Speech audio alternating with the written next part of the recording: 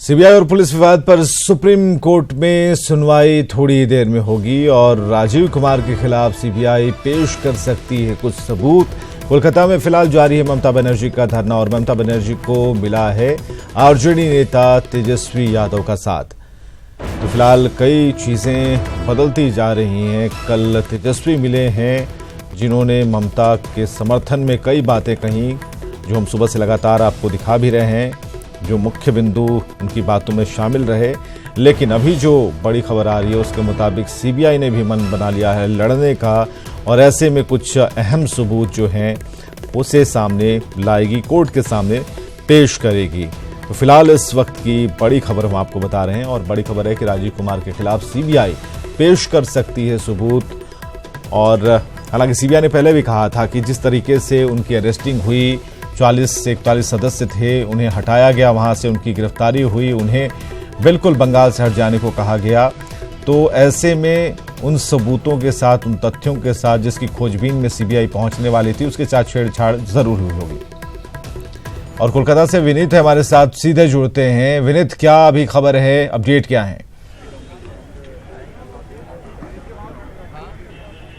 आज निश्चित तौर पर विवेक मैं आपको बताना चाहूंगा कि ममता बनर्जी आज फिर से धरने पर बैठी हुई, लगातार तीसरा दिन आज ममता बनर्जी के धरने का है और वो लगातार धरने पर बैठी हुई है। कल जिस तरह से उन्होंने तल्ख तेवर दिखाई थी और उन्होंने साफ तौर पे कहा था कि वो धरने से हटेंगे नहीं, क्योंकि उनका साफ तौर पे मानना है कि सरकार जो है वो फेडरल स्ट्रक्चर को कहीं ना कहीं चोट पहुंचा रही है और शारदा और नारदा के नाम पर जो राज्य की स्वायत्तता है उसे प्रभावित करने की कोशिश कर रही है। ममता बनर्जी लगातार अपने मांगों को लेकर के धरने पर बैठी हुई है। हालांकि कल उनके समर्थन में तेजस्वी यादव भी दिल्ली आए थे, हालांकि दिल्ली बंगाल आए थे, पश्चिम बंगाल में आए थे, कोलकाता आए थे और उन्होंने उन्हें अपना समर्थन दिया था, मंच से उन्होंने भी भाषण दिया था। लेकिन आपको मैं बताना चाहूंगा कि आज भी तमाम नेता जो हैं वो उनके समर्थन में आने वाले हैं। हालांकि सबकी नज़र अभी कोर्ट पर है। हमारे जो सोर्स है वो हमें जानकारी दे रहे हैं कि 3 बजे के लगभग में चंद्रबाबू नायडू यहाँ पर अब आएंगे और ममता बनर्जी के पक्ष में वो यहाँ पर भाषण देंगे, वो मंच शेयर करेंगे ममता बनर्जी के पक्ष में। लेकिन जो सबसे बड़ी बात यहाँ पर है कि 10:30 बजे जब कोर्ट सुनवाई करेगी वो क्या फैसला देता है, क्या ममता वर्सेस सीबीआई के मामले में वो ममता बनर्जी के साथ आता है या फिर राजीव कुमार की से विनीत, पीछे की तस्वीरें जरा हमें दिखाइए, पीछे मंच पर कौन कौन लोग मौजूद हैं और किस तरीके से क्या ये भीड़ बढ़ती जा रही है? जब कल हमने ये तस्वीर को देखा था तो 3 से 4 या फिर 5 लोग थे और ममता दीदी टहल रही थी। आज की तस्वीर क्या कहती है, जरा दिखाइए। नेता भी यहाँ पर बैठे हुए हैं, ममता बनर्जी भी यहाँ पर धरने पर बैठी हुई हैं। तो लगातार जो अपनी मांगे हैं वो लोकतंत्र को मजबूती देने की बात ममता बनर्जी कर रही है, फेडरल स्ट्रक्चर को मजबूत करने की बात ममता बनर्जी कर रही है और इसी को लेकर के रविवार शाम से वो धरने पर बैठी हुई हैं और आज धरने का तीसरा दिन है। जी, और सुशील हमारे साथ दिल्ली की तरफ रुख करते हैं, आप हमारे साथ बने रहिएगा। विनीत, सुशील, क्या जानकारी मिल पा रही है? जी देखिए, लगभग 10:30 बजे मुख्य न्यायाधीश जस्टिस रंजन गोगोई, दीपक गुप्ता और संजीव खन्ना इस पूरे मामले की सुनवाई करेंगे। लेकिन महत्वपूर्ण बात इस मामले में यह है कि इससे पहले जब मामला हियरिंग पर था तो ये 2 जजों की बेंच के पास था जिसको हेड जस्टिस अरुण मिश्रा कर रहे थे। लेकिन जब यह मामला कल फिलहाल मेंशन किया गया तो ये 3 जजों की पीठ के सामने लगा दिया गया है। तो ये एक इंटरेस्टिंग फैक्ट है कि अब 3 जजों की पीठ इस पूरे मामले की सुनवाई करेगी।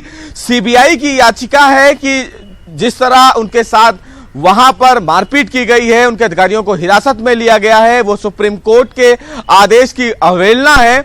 वहीं फिलहाल एक दूसरी याचिका है जिसमें कंटेम्प्ट पिटीशन फाइल की गई है चीफ सेक्रेटरी के लिए, पश्चिम बंगाल के डीजीपी के लिए और पुलिस कमिश्नर राजीव कुमार के लिए। ये तमाम लोग फिलहाल इन 2 याचिकाओं पर सुप्रीम कोर्ट सुनवाई करेगा। पिछली सुनवाई के दौरान सॉलिसिटर जनरल ने सीबीआई की तरफ से यह कहा था कि पुलिस कमिश्नर कुछ एविडेंस है जिसको डिस्ट्रॉय कर सकते हैं, लिहाजा इस मामले की सुनवाई की जरूरत है। तो चीफ जस्टिस ने मामले की सुनवाई के दौरान यह साफ कर दिया था कि अगर पश्चिम बंगाल सरकार या उससे जुड़ी हुई कोई भी अथॉरिटी अगर ऐसा करती है तो हम इस मामले में गंभीर कदम उठाएंगे।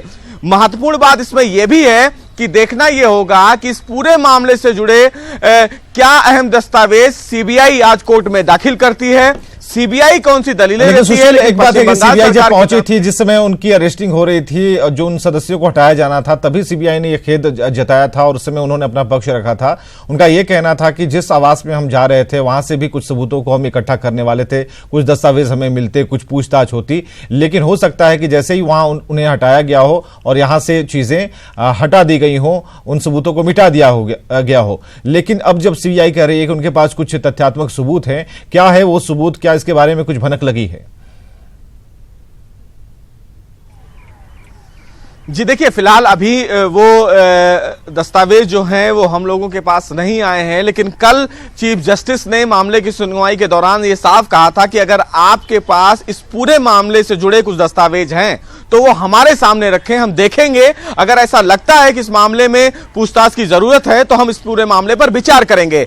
लेकिन पश्चिम बंगाल सरकार इस पूरे मामले में बार बार ये कह रही है कि उन्हें कलकत्ता हाई कोर्ट से रिलीफ मिल चुका है। कलकत्ता हाई कोर्ट ने इस पूरे मामले में आदेश दे रखा है कि इस पूरे मामले में कोई भी कोर्सिव एक्शन पुलिस कमिश्नर के खिलाफ नहीं लिया जा सकता है। लेकिन हाईकोर्ट के इस आदेश के बावजूद भी सीबीआई पुलिस कमिश्नर के घर जाती है, उनसे पूछताछ करनी है।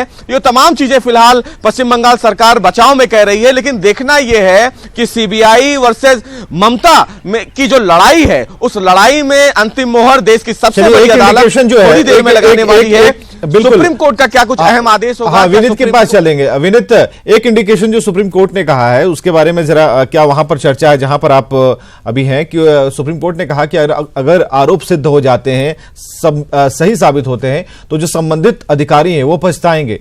तो सुप्रीम कोर्ट ने एक इशारा तो किया है यहां पर कि अगर कुछ सही होता है और सच सीबीआई ने जो दस्तावेज पेश किए उस पर मुहर लगती है, सच्चाई की मुहर लगती है, तो कुछ कड़े एक्शन उन अधिकारियों पर जरूर होंगे जो धरने पर बैठे हैं।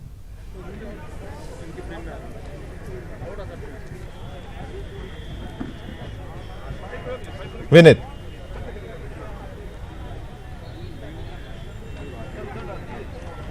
जी निश्चित तौर पे विवेक, मैं आपको बताना चाहूँगा कि निश्चित तौर पर अगर कोर्ट इजाज़त देती है तो पूछताछ ज़रूर की जाएगी, राजीव कुमार से पूछताछ की जाएगी, क्योंकि जिस तरह से सीबीआई लगातार यह कह रही है कि जो एसआईटी की जांच का जब उन्हें हेड बनाया गया था तब से कुछ डिटेल्स जो है वो उसे टैंपर करने की बात वो कर रही थी।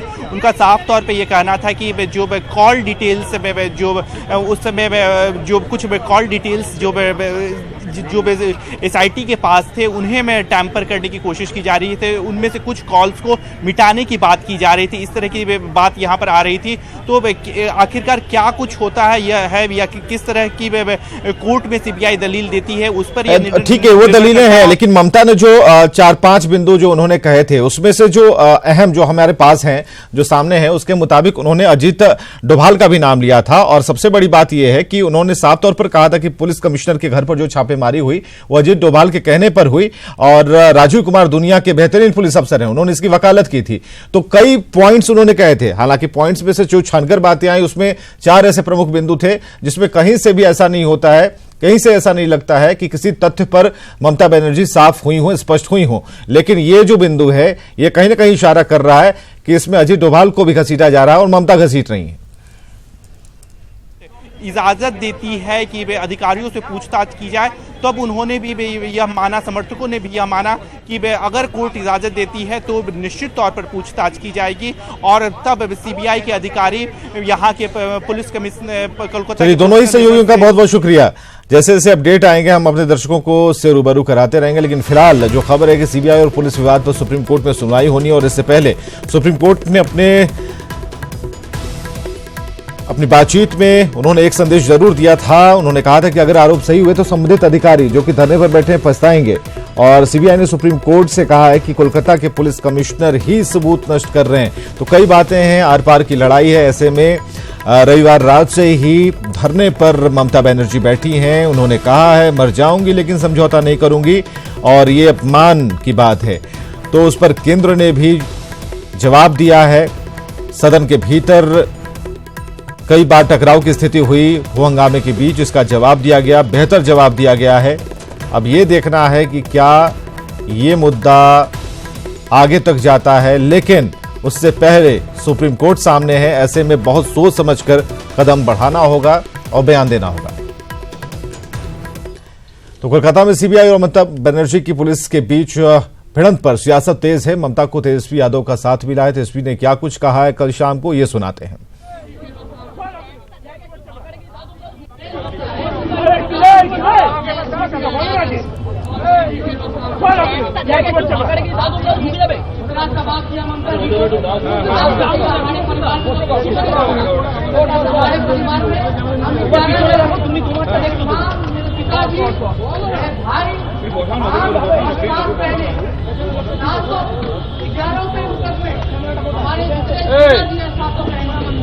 जो हस्बैंड है उन पे भी मुकदमा चल रहा है।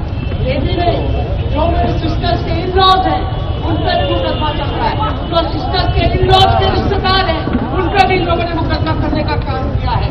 तो ये पूरी तरीके से मैं इस मोदी जी का जिस प्रकार से उन्होंने संविधान को मैं इसका फुटबॉल ममता जी को समर्थन करने का काम करूंगा।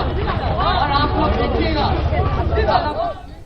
और पश्चिम बंगाल के मुख्यमंत्री ममता बनर्जी सीबीआई के इस एक्शन को केंद्र की नरेंद्र मोदी सरकार पर तानाशाही रवैया अपनाने का आरोप लगाते हुए धरने पर बैठ गई हैं। और आरजेडी नेता तेजस्वी यादव उनसे मिलने कोलकाता पहुंचे तो राष्ट्रीय राजधानी दिल्ली में भी विपक्ष के बड़े नेताओं ने बैठक की। विपक्षी नेताओं की इस बैठक में आंध्र प्रदेश के मुख्यमंत्री चंद्रबाबू नायडू, एनसीपी प्रमुख शरद पवार, नेशनल कॉन्फ्रेंस के नेता फारूक अब्दुल्ला और दिल्ली के मुख्यमंत्री अरविंद केजरीवाल मौजूद रहे। बैठक के बाद विपक्ष ने सरकार पर निशाना साधा। बंगाल में सीबीआई वर्सेस पुलिस नहीं है। पश्चिम बंगाल में माननीय प्रधानमंत्री जी के अहंकार और गुरूर के खिलाफ आवाम है।